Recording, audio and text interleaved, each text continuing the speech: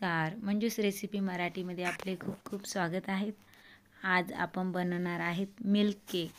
अगदी सोपा, सहज बनणारा केक आहे।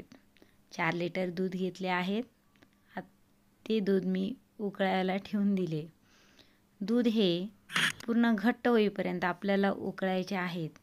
जसे की आता व्हिडिओमध्ये आलेले आहे दाणेदारपणा दुधाला, त्या पद्धतीने आपल्याला दूध उकळून घ्यायचे आहे।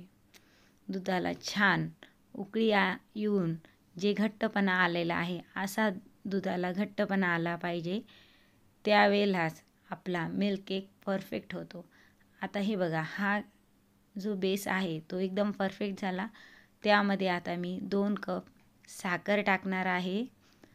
साखर टाकल्यानंतर आपण पूर्णपणे साखर व दुधाचा जो घट्टपणा आलेला आहे ते दोन्ही पूर्ण मिश्रण छान मिक्स करून घेऊ। दोन्ही मिश्रण एकदम छान मिक्स झाल्यानंतर छान असे बबल्स यायला सुरुवात होतात। तुम्ही बघू शकता आता छान बबल्स आलेले आहेत। दुधाला रंग बी छान आलेला आहे।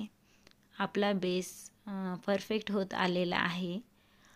साखर टाकल्यानंतर दूध खाली चिकटू नये म्हणून आपण सारखे त्याला हलवत राहून बेस पूर्णपणे तयार करून घेणार आहे। आपला बेस पूर्णपणे छान तयार झाला।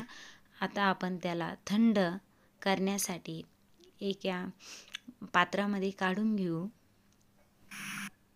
किमान अर्धा तास मी पसरून ठेवले आहे। आता त्याची छान अशी गोळी तयार झाली आहे। बघू शकता तुम्ही, मी हाताने दाबून बघते, छान असा आपला केकचा बेस तयार झालेला आहे। आता मी एक केक पॉट घेणार आहे। त्यावरती एक केक टिनच्या साहाय्याने मी आपल्या त्या बेसला केकचा आकार देत आहे।